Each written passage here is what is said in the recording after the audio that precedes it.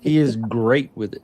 He started. Well, I got it started, and then you started talking, so I had to stop. So now we got to start over again, Sorry. if I can. Just hit it. It's okay. It's damn. We're live. We've been live for 26 seconds. Yep. Yeah. Okay, it didn't show it, so okay. Yeah. We're live. Good evening, folks, and welcome to Poultry Keepers 360 Live.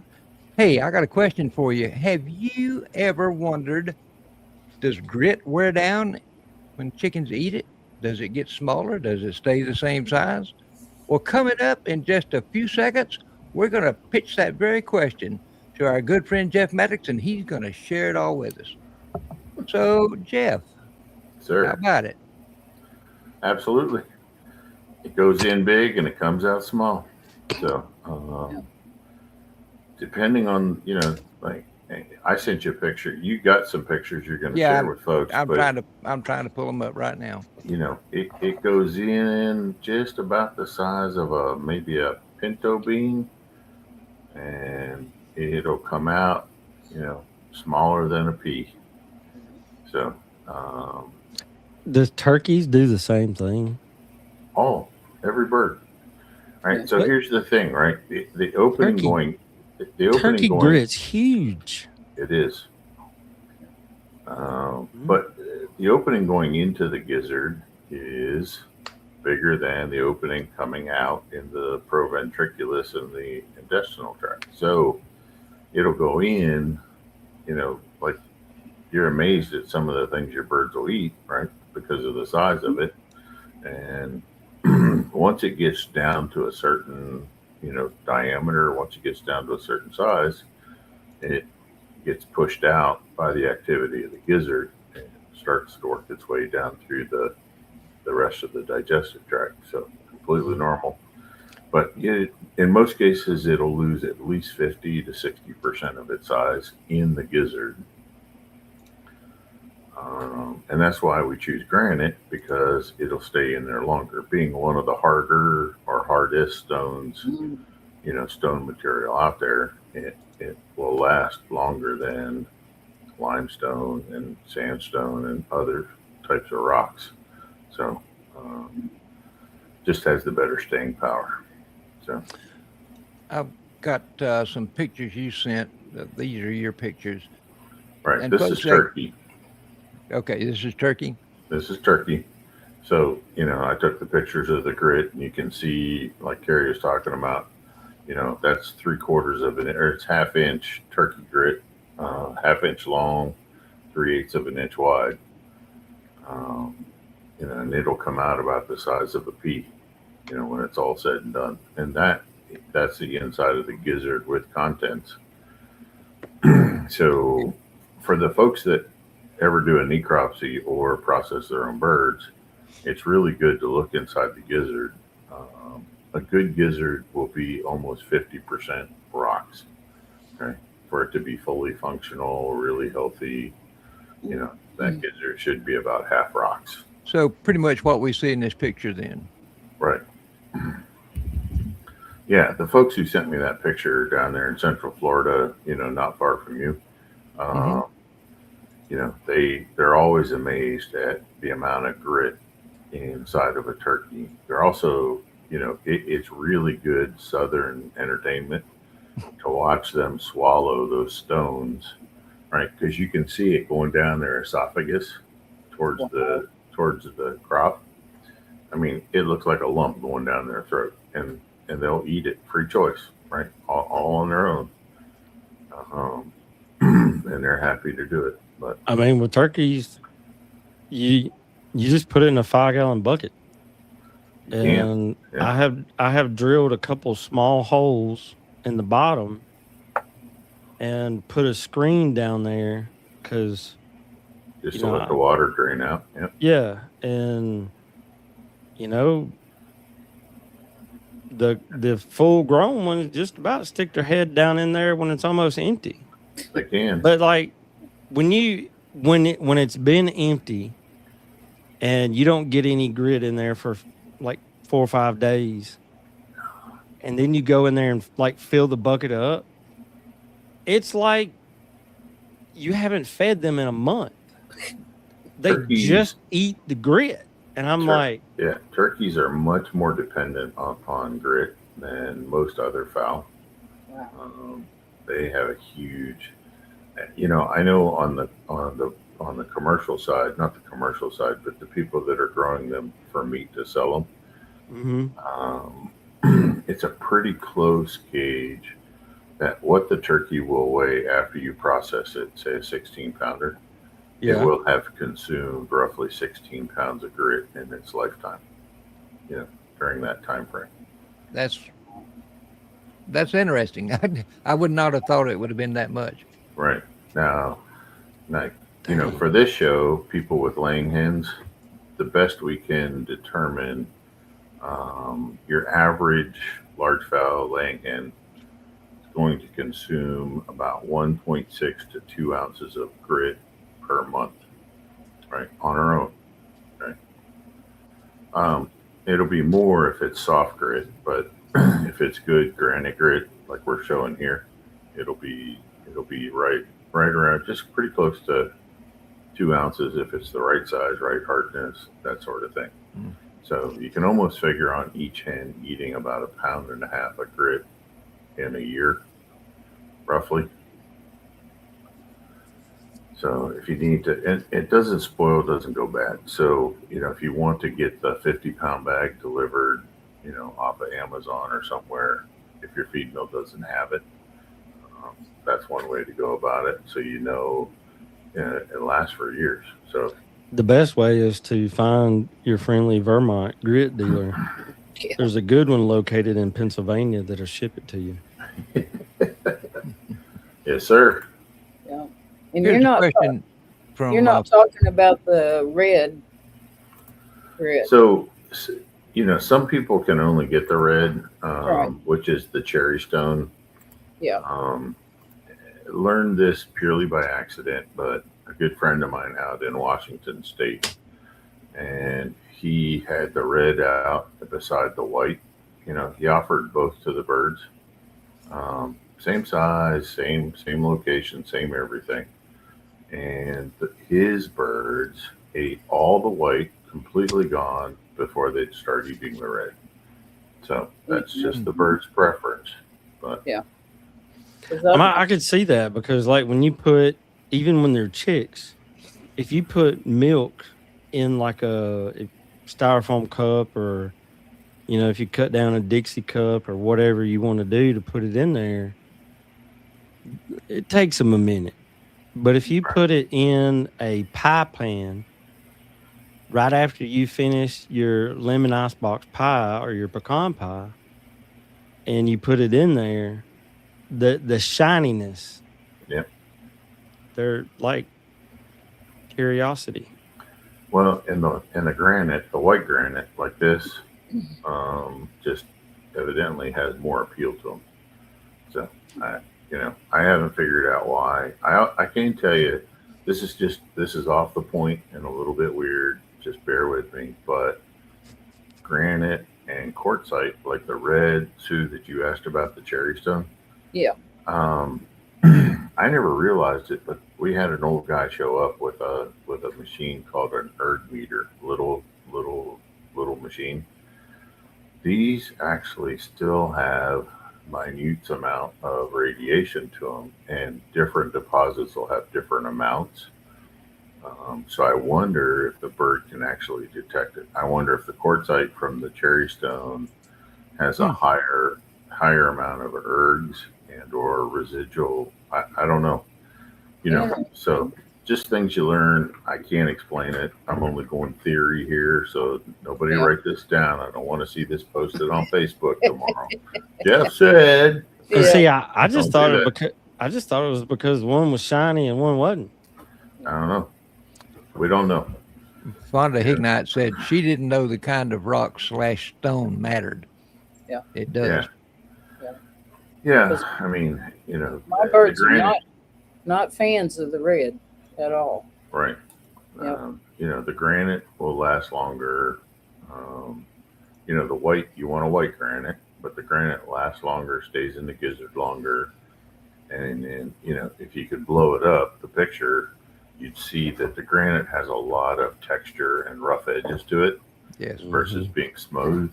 So it's much more efficient at grinding grain particles and feed in the gizzard. Okay, let's go on to our next question here. I have 4 young birds of one breed that are 2.5 months old, and 3 hens of another breed that are 9 months old. How soon can I combine the 2 groups? What's y'all's thoughts on that? I mean, it depends on your process to me. That's a pretty far age gap to be blending them without trying to introduce them first. Yeah.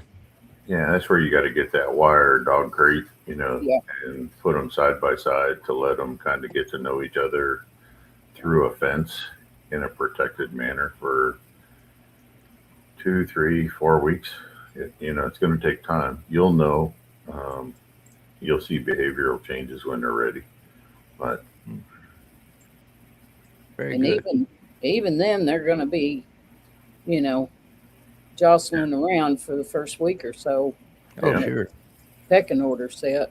Yeah. right, Well, make sure and that they have a place to hide.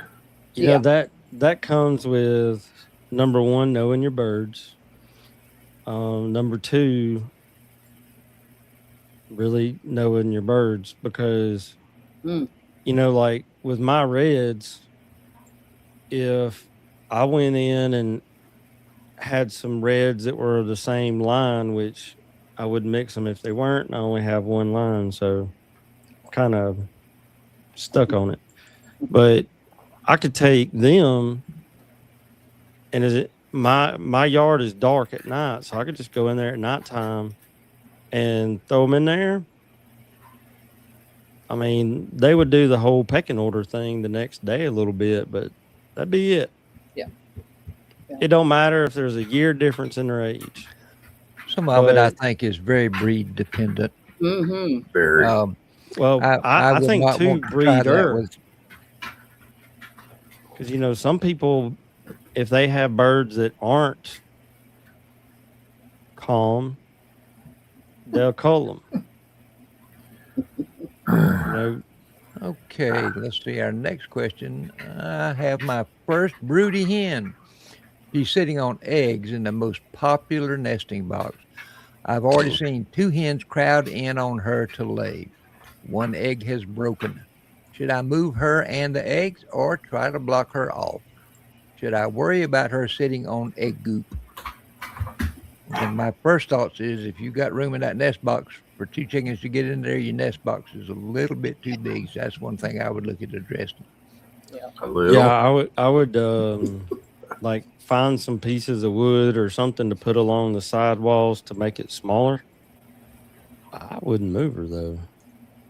No, if you move her, you're liable to upset her, and then she'll come off being broody. Yeah. What I would do would take the other girls and move them into a different cage. Mm-hmm. Put them someplace else. Be like, y'all want to act like heifers? We're gonna put you in timeout. Yeah. Yeah. The other thing is, you don't want all that egg goop on those other eggs No. for the No, you remainder. don't want that. So Right. to me, this is a failed brood, right? So you need to take all the eggs out that have goop under them, Yeah. right? Again, it depends on the breed, because I've had people move a broody hen with the eggs and lock Mhm. her in so she doesn't have a choice, and she'll go right back to brooding.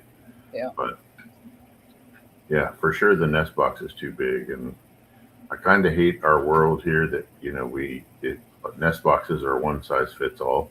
Yeah. We don't really have a lot of choices. A lot of chicken folks, more is better. A nest box should be just right that a hen struggles just a little to turn around. Yeah. She goes in, she turns around, she sits down, right? And that's it. Yeah. There should never be enough room for more than one hen in a nest box. I mean, if 12 to 14 inches is enough for a turkey, Yep. then, you know, And that's really all it takes for one of those big birds. well, Frank That's- Reese, I asked him what he uses, and in his huge laying house that they go in late, they're 14 by 14, Yeah. Mm. And no tops on them. open top. And, they go in. Now, he does have it to where it's shaded, but that's because he's got shade cloth along the walls of the building where the opening is to let air flow and Right. stuff like that. You would think So- Frank would know better. I mean, a proper nest box has a top, has sides, it has a catch rail on the front. He said they laid less when he did that. He discovered the open box thing by accident. Eh, That's I'm gonna go with it. He's got more experience than me, but Yeah. it The only don't sound thing I right. can equate that to, Jeff, is have you ever seen a turkey nest out in the wild? Oh, yeah, they're open top. Yeah. Yeah, there- I they mean, don't- there's not They there's don't have not a much choice. cover around them. I mean, that makes sense. I know I use a milk crate in my turkey. What? Carrie, you were Yeah. talking turkeys or chickens? For No, Frank. I was talking about Frank turkeys. Okay, yeah. Sorry, Yeah. you're right. It's I mean, fine for- that's how big one is for a turkey. So, Yeah. A chicken one should not be that big, but like Rip said, they are. Yeah, I mean, 8 inches should be enough, even for a big, Rhode Island, right? 8 inches wide Mm-hmm. should be enough for them to get in there and just squeeze around. I should have took a picture of it, but you can actually get 3 of them into that. Into an 8-inch wide nest Yep. box. If they're broody enough. Yep. Okay. Yeah. They do have a one-track mind at that point. Yes, they do. Yep. Mhm. Yep. And it don't matter if there is a nest box No. identical to it right next- next to it. Yep. That's their 3. favorite. Once 3 they of 'em. lock in, once they lock in on a nest box, that's it. That's all they know. Yeah. Right? They are creatures of habit. We've got a question here from, it's not related to anything we're talking about, but Esther Feathers sent us a question. What are your thoughts on these mixes? Black pepper, cayenne pepper, garlic powder, red chili flakes, oregano, and flaxseed. Should you use them as a temporary supplement or permanent addition? And I'm assuming she's talking about, I know she mixes her own feed. I'm putting it in context of that, I think. Yeah, these should be used periodically for short periods of time. Maybe you run it for 3 or 4 days a month, that sort of thing. Definitely not a permanent addition. Mm-mm. I would say do it 1 week quarterly, and that should be plenty. Right now, I would alter the mix. Black pepper doesn't really belong in a chicken mix. Mm-mm. The cayenne's good, garlic's good. The chili, the red pepper flakes is good. Oregano's good. I'm not a big fan of flaxseed, but it's not going to hurt anything, right? But I would pull the black pepper out of that mix if it was me. But There you Yeah, go, Esther.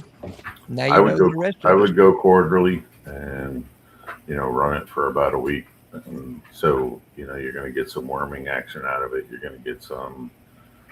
You're going to get some gut conditioning out of it. Mm-hmm. Going to reset the gut. So.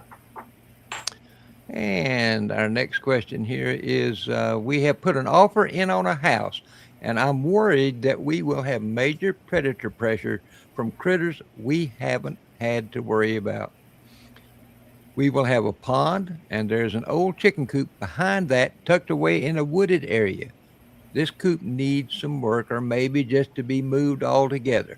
Would it be better further from the pond and closer to the house? Our current coop has a predator skirt around the entire coop and run.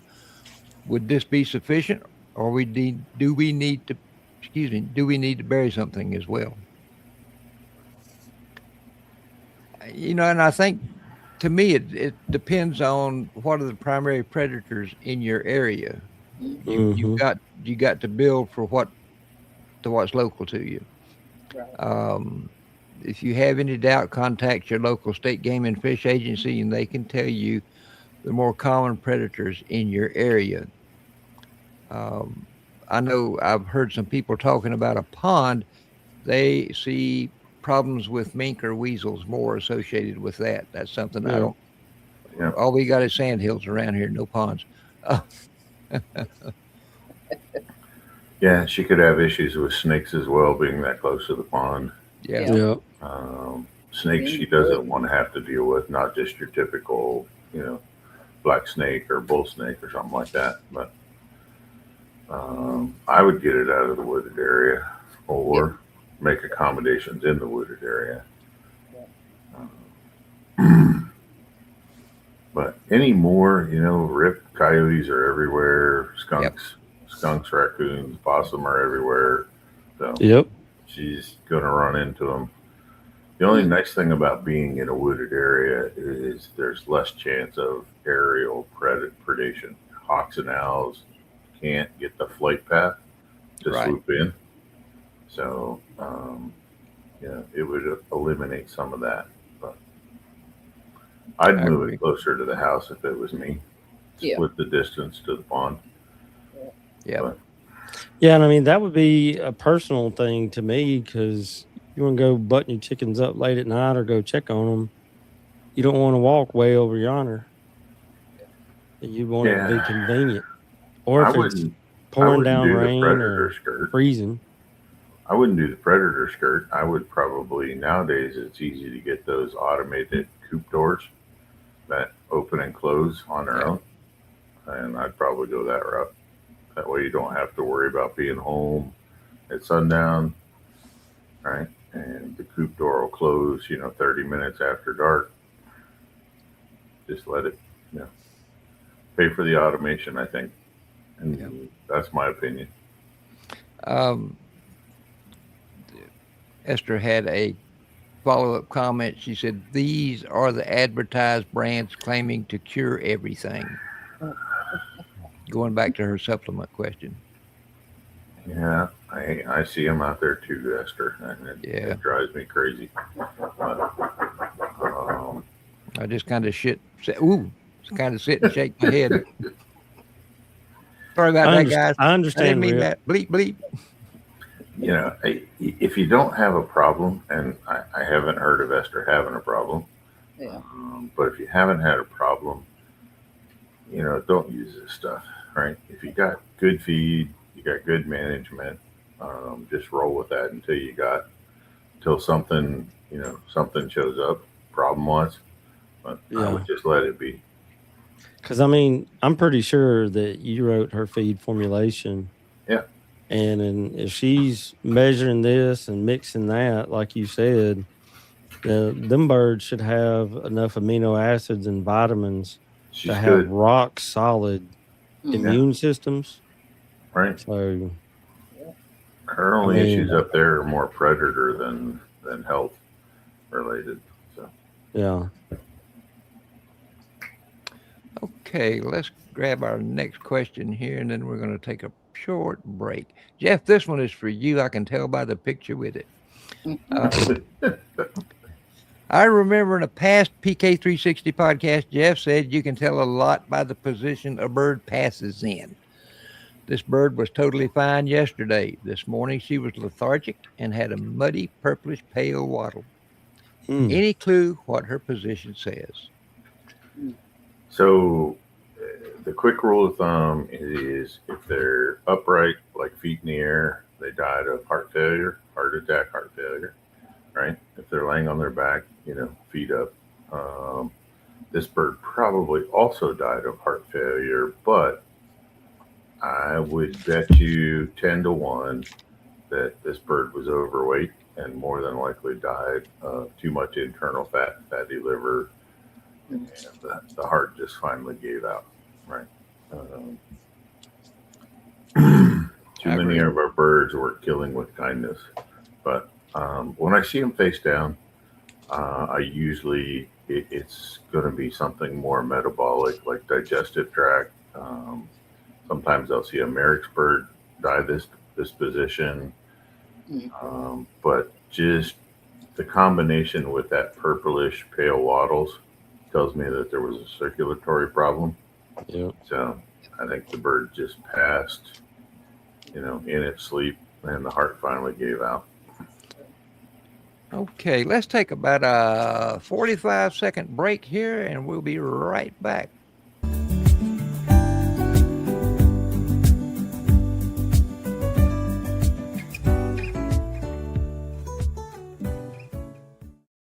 We would like to take a short break to express our appreciation to the Poultry Company for their sponsorship of the Poultry Keepers 360 Live programming. Poultry has been a trusted name in sustainable farming and poultry nutrition for decades, and their commitment to providing high-quality, natural product aligns perfectly with the values we hold dear in our poultry community. Thank you, Poultry, for partnering with us to empower poultry keepers everywhere. We're truly grateful for your dedication and support.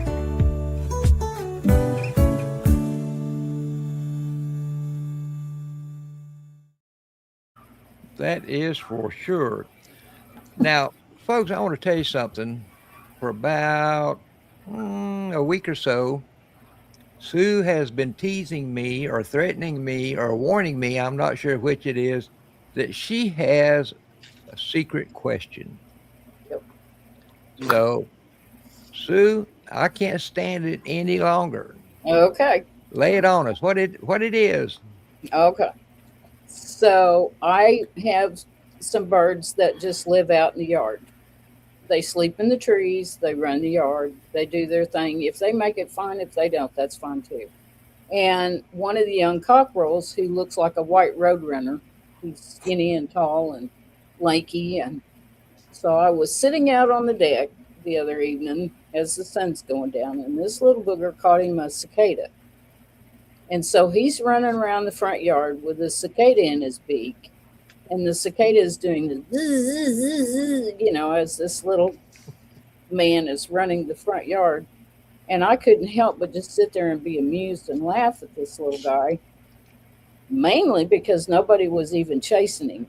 He was like the last one to go to bed, and he caught the cicada. But it reminded me of a little child out in the middle of the yard in the middle of the night with a kazoo. So, I could see that. yes, because it buzzed the entire time he had it. So anyway, I was telling my friend Angela about that, and we got to talking. Why in the world do chickens exhibit this kind of behavior where they find a tasty bug or a big worm, and all of a sudden they're off to the races, running around the yard, being chased? Why don't they go to a corner all secretive and eat their juicy little tidbit? Why do they make this crazy run? The same reason little kids do. They get something like that and they don't know how to act. Yeah. And they got to rub it in everybody else's face. Yeah. Well, I mean, 9 times out of 10, if they do it in the daylight, somebody's going to come along and take it away from them. Or try. Yeah. Yeah. And that's the entertainment for you. It is. But I'm just curious if anybody has any historical, why this behavior. Every chicken I've had does it. I would like to know that too, because that same reasoning could be used to tell me why my toddlers do it. It's purely instinctual. Yeah.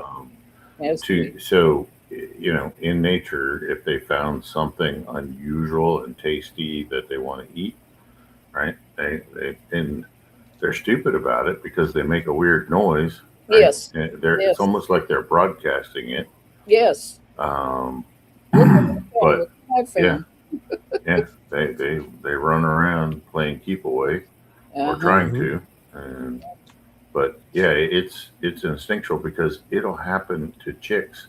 Like if you do the same thing in the brooder, Oh yeah, it happens even in that first week of life, right? Yep. Little chunks of liver. Yep. Yeah. or a fly happen to come by. You let it get down to 1 or 2 little chunks of liver, and one of them gets the last one off the little plate, he'll take off. Yep. And the other ones will chase it. Yep. Got some questions that have come in while we were talking here, and I think they're pretty good. Let's stick them up here. This one is from Kelly. Yeah. And he says he had a hatch stag in a 4x4, I'm assuming foot, went into our home, came back out, and about 30 seconds later, he was dead on the ground, face down, with wings spread out.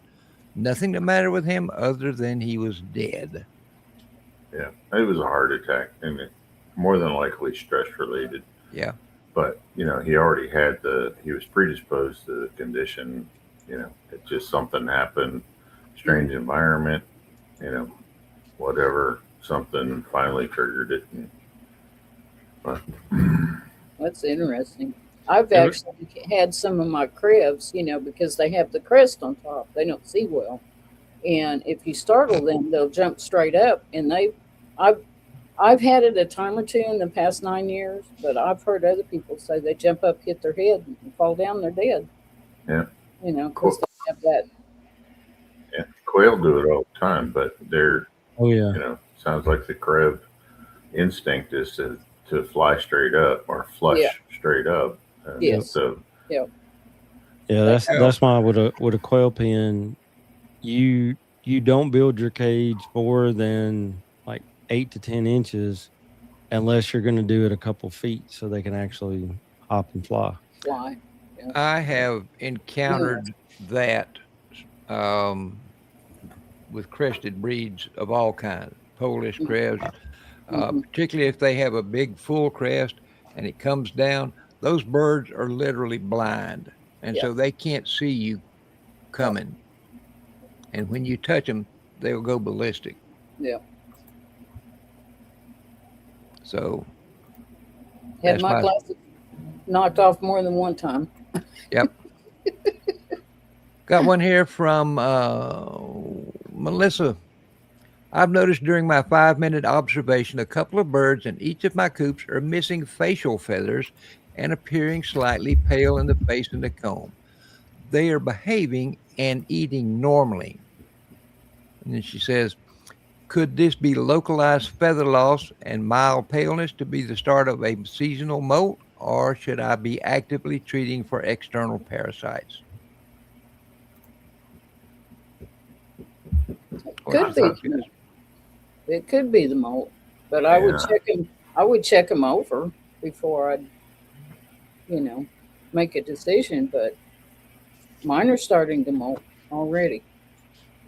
Well, it's I would be curious if, number one, if the feathers were totally MIA, or if she can see the feathers. If the feathers were MIA, I would be, and that I mean missing in action, and then I would want to know what they were eating. But I have had birds, like I do have some birds that have started to molt, but I would, with the facial hair especially, I would be more curious about that.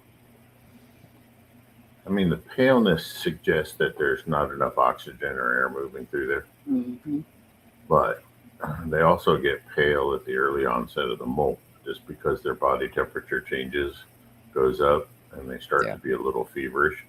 So, the combination of the mild paleness and the feather loss, if they're not eating the feathers, right, I'm going to go with seasonal molt. And the mold is kicking in some places, right? Sure is. Especially if you're in an area with the heat wave, the birds are definitely, starting to shed. Yep. Like, anywhere south of Tennessee. Yep. Here's a question from Linda McPherson. She's looking for a winter waterer that only needs to be changed one time a week. I only have 9 hens. What's your thoughts? Can you still get the incandescent light bulbs? Linda, for mine, I built a box, 8-inch box, 8-inch high box that was the same size, as the 3.5 gallon water at Tractor Supply, the fountain type water. And I put an incandescent light bulb inside with a light fixture, ran an extension cord, and it kept my water very nicely warm all winter long. And I'm in Pennsylvania. So, and even when it got down to 20 or 15 degrees, I still had nice warm water and only needed to change it once a week. Now, I would also suggest a look if you can't find a incandescent light bulb and wire all that stuff up. See if you can, or get on Amazon and look at the different aquarium heaters.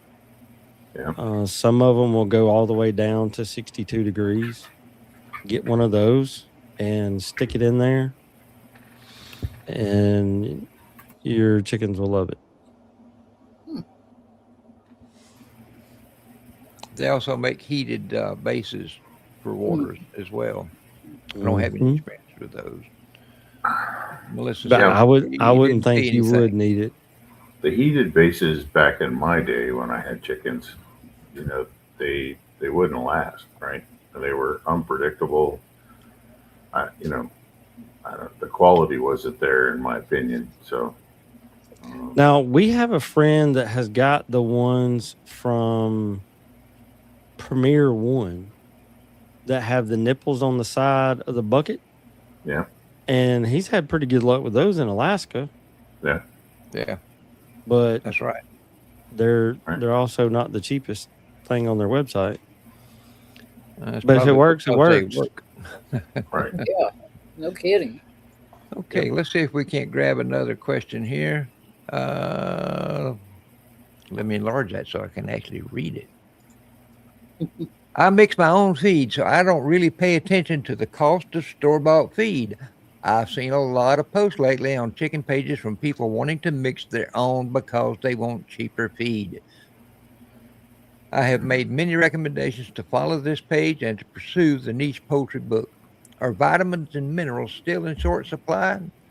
I know something happened a year or two ago to drive their cost up. If memory serves me, there was a fire somewhere. Mm-hmm. Yeah, a couple years ago there was a fire in Germany that burnt down a vitamin A and vitamin E manufacturing, and prices were more than double there for better than a year. It took them over a year to rebuild the plant, but vitamin prices are pretty stable for the most part. They fluctuate every month, to some degree, depending on supply, demand, and things like that. But for the most part, we haven't seen any major, flip flops. Commodity prices and trucking are driving up store bought feed, right? Mm-hmm. With the cost of diesel fuel and Yep. manufacturing cost and moving the commodities around, I would bet that the majority is that.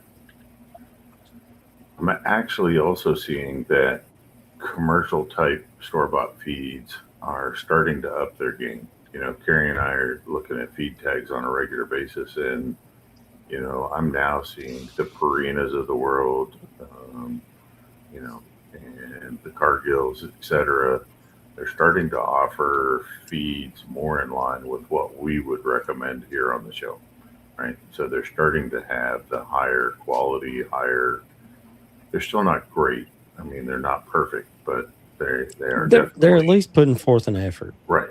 They're starting to improve them. They're hitting the amino acid levels. They're hitting, they're getting higher vitamin levels. They're making better feeds. So some of those are definitely. Someone shared one with us the other day, Tractor Supply, and it would look pretty good, but it was $30 a bag, right? And that was for I think a 40-pound bag, if I remember right, but I'm not sure. A lot of people are going to the 40-pound bags because when you cross 42 pounds, UPS is charging you a $19 and some odd cent tax because their drivers that make a ridiculous amount of money have to pick something up that weighs more than 40 pounds. Yeah, FedEx joined that bandwagon as well. So if you're over a Yeah. certain amount, FedEx is charging Mhm. extra. And, Wow. the Chewy workers, they don't want to have to lift 50 pounds either. So, I've had them back up in my front yard and just kick the boxes out of the back of their truck. yeah. But, Okay. Here's another one. If I need to crop feed a hen, what is best? I continue to make mash out of feed, but often struggle getting it through the tubing. I want great nutrition with added calories. this person's going the extra mile because, not too many people are doing crop feeding. It must be a really special hen. So, yeah, I mean, really all you can do is turn it into baby food, with a food processor, Mm-hmm. and add even a higher level of liquid to make it flow better through the tubing. If that still doesn't work, then we're going to be making a mixture of, you're actually using like wheat flour, cornmeal, probably a little bit of milk, and you can add the vitamins and minerals to that because they're fine dust anyway. And that's about as good as you're going to get as far as making it fine. I was gonna say I'd almost be tempted to get some yogurt and some wheat mids and some of your breeder supplement and see if she'll eat it. Mix it up and see if she'll eat it. And if she won't eat it, go to a ag supply store and find you a ginormous syringe and use that to put it down the hatch. No, I pull the needle off and just use the syringe. But, those, the one that I'm thinking of has a tip on it that's about 3 inches long for the plastic part before you screw the needle on. So take that needle off, make your concoction, pull it up in that syringe, and it would be a lot easier than fighting with a tube and a chicken that don't want you to stick a tube down its throat and everything else to try to take care of your baby. Yeah, this is the first time I've heard of anybody tube feeding a chicken. Yeah. So I'm learning new stuff tonight. I mean, it is a thing. I could see that, but I could also see it being a pain in the rear to do it by yourself. Mm. Okay, we got a comment here. Oh yeah, Melissa had said that she was wondering about the water situation, and she pointed out that she was in Florida.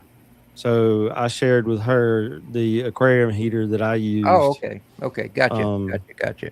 I shared that with her, and I didn't have any problems last year. Very good. I knew that. And I think that, it's like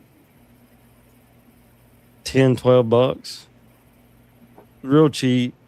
I do have a couple of extras just because when you're running a water system like I'm running, and you have to source your stuff off of Amazon because I don't have a clue where you can go buy aquarium stuff around here anymore. So I have extras. This person has a nutrition question. She said a friend came across an article in a chicken magazine from 2018. The article mentioned that in the heat, laying hens should be fed a high protein feed because they drink so much water, which in turn would reduce their protein intake. Is there any truth to this, or what are your thoughts? Part of it's true. In the heat of summer, you do actually increase the protein, and you want to feed a higher protein feed. And this is because feed intake goes down. The hen wants less calories when it gets extremely hot through the hottest part of summer. It's not related to the additional amount of water that they drink. Yeah. So think of it this way, folks. If you if you like doing math like a person like me, okay, so for whatever the hen is eating, we need to get between 20 and 22 grams of protein, actual protein into the bird, right? And Mm-hmm. that continues to supply the bird metabolism, protein, as well as lay an egg. But when their diet goes down, often hens will go down below 2 ounces in the summertime as far as feed.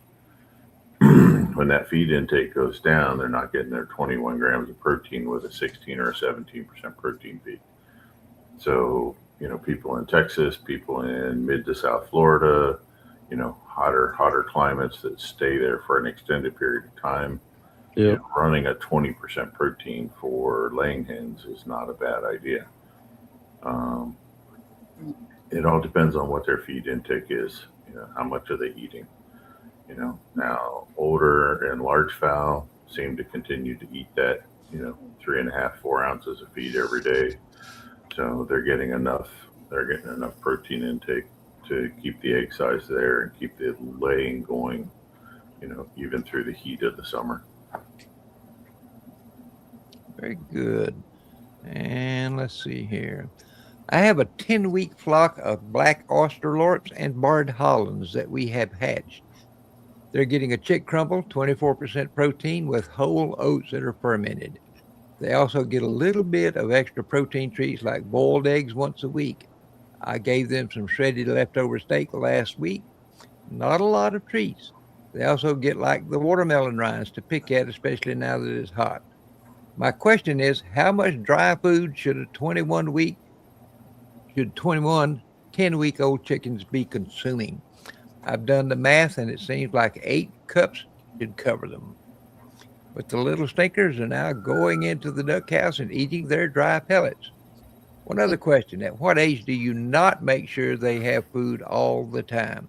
I'm going out morning, early afternoon, and evening to top off their bowls, which they completely empty up until 2 days ago when they got so darn hot. Well, okay, so the protein is way too high for 10-week-old birds, right? So they should be down around an 18 or 19. A. B. 10-week-old, those two breeds should be eating about 2 ounces per bird, so about 20 or 42 ounces a day. So you're getting pretty close to 3 pounds a day is what they should be consuming / cleaning up. Now, I don't know what the density of the feed is, so trying to convert it to cups, when you start talking about 3 pounds, 8 cups, cup, maybe 6 ounces, she's going to be really close, right? The numbers should be right, but they're going to be little stinkers and they're going to go eat other food. So it's not that they're doing anything wrong. It's just, they want to go try somebody else's food too. Mm-hmm. I like them to be cleaning up their feed. Not so much that you don't take I like them to clean up their feed, by the end of the day before they go to the roost, where there's only about a 5% remaining. We don't want to feed the rats and the mice. So, pretty much want an empty, pretty close to feeder, pretty close to empty by bedtime. So that's kind of my measuring stick. But you don't start limiting feed until they hit puberty. So somewhere right around 20 weeks of age is when you're going to start limiting feed and controlling what their intake is. Okay. I bought a bag of pellets that have a greenish tint. The CEO, and I'm assuming she means saying co-op, states the feed has herbal blends of oregano, marigold, rosemary, and anise. The pellets are somewhat soft too. I'm unable to tell if it's mold or herbs. The food is not clumping. Should I feed my girls this? I don't notice a musty smell. there's not enough oregano and rosemary in there that it should look green. So chances Mm-mm. are it's moldy, and They don't want to admit it. yeah, right. Um, and this has been a problem, you know, for one or two of the major, commercial type companies getting feed shipped.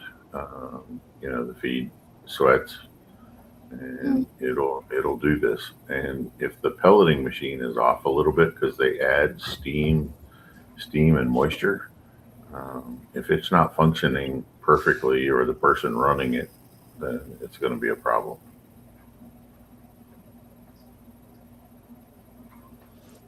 Okay, that's all the questions we had. Carrie, have we had any more come in?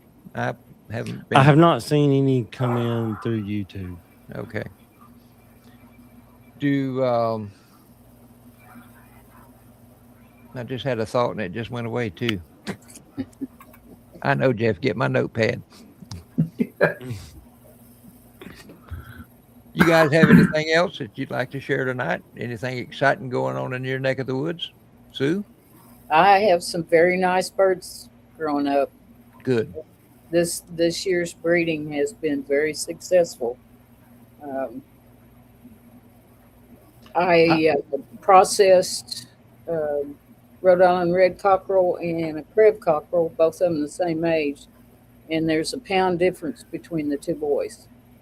And but sure made some good broth. I canned up 5 pints of chicken and broth and Nice. fed myself and fed the dogs. So, yep, Good deal. awesome. Y'all ate For one good. cockerel. So, yeah, Not bad.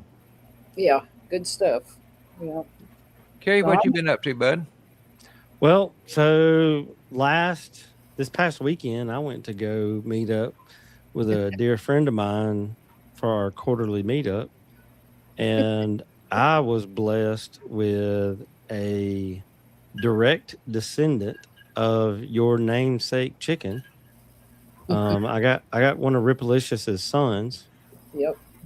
and Good bird. he looks good, Yep. and I got some hens for him to have some girlfriends. Yep. I was really excited to get those. Yeah. Sue she's a dear friend, and I love the woman, and we're both able to travel sometimes, so Mhm. you know, eh, roughly here lately it's been about every quarter we either see each other at a show Yep. or somewhere in and around Memphis. Yep. I do want my dog kennels back. Oh, I'll bring them to you for our next visit in Ohio. Yep. Jeff, what about you? I'm just running around chasing my tail. Preliminary doctor's appointments and stuff like that. No excitement in my life right now. I mean, other than getting back from the Philippines last Saturday, I'm finally sleeping at night when I'm supposed to. So I'm happy about that. Yeah, There you Very go. good. yeah. But I got to drink coffee to stay awake past 7 o'clock. So No. Oh, Rip, could you imagine if we were able to get the kind of sleep that Jeff gets? I can only dream of it. Like I could set my clock either by the time he goes to bed or by the time he gets up. And I'm happy with 4 hours. Mhm. mm, If something happens and I get 6 or 7, whoa, y'all better watch out. nope, that dog don't hunt. If I don't get 7 or 8, yeah. And this is what I've been drinking coffee out of Mhm. since about 4:30 this morning. Oh, Jeff, Fur Trail Yeah. has an anniversary or something coming up here pretty soon, don't they? Oh man, and I would love to see lots of the listeners show up. But October 3rd, right, for Trail at our premise, will be hosting basically a customer appreciation / open house. but it's going to be more of a fun day. We're not doing educational type stuff. We're going to have stations with games, dunk tanks. I'm going to be sitting on the chair for the dunk tank for 2 hours. Here's your big chance. Oh, Yes, sir. man. All of the proceeds for that are going to, a local charity, right? So we're not keeping anything from any of the games. Got a bunch of games set up, tours set up. I'm going We to are- start saving my money now. We are roasting 2 pigs.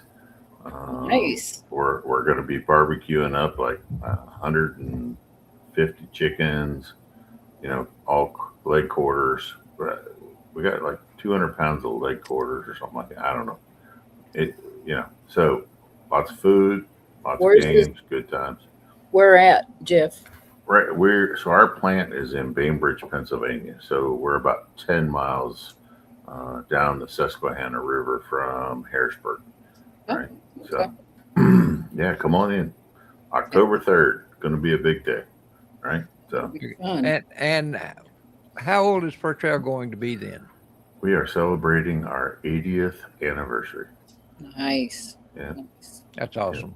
That We is started in 46, so this is going to be our big 80th shindig, big picking, whatever you want to call it, depending on where you come from. But we're just going to have a good time. Now, Sue, if you decide that you want to go there, come in on Thursday and Yeah. Friday. I will take you to an absolutely amazing pizza place right down the road. It's right down the road. Yeah. They pizza, salad, which I'm not a rabbit, but their pizza is phenomenal. Looks like Very we good. got a couple of questions there. Carrie.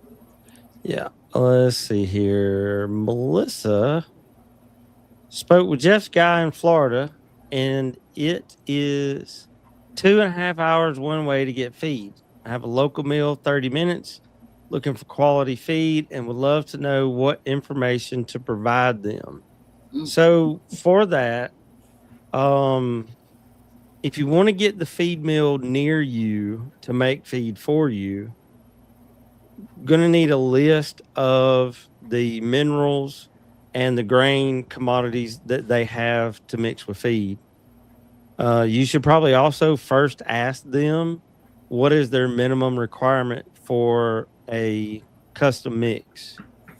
Some people are 2 to 5 tons is their minimum, and that may not be in your budget all at one time or enough feed to last you 6 months, and it may not be good.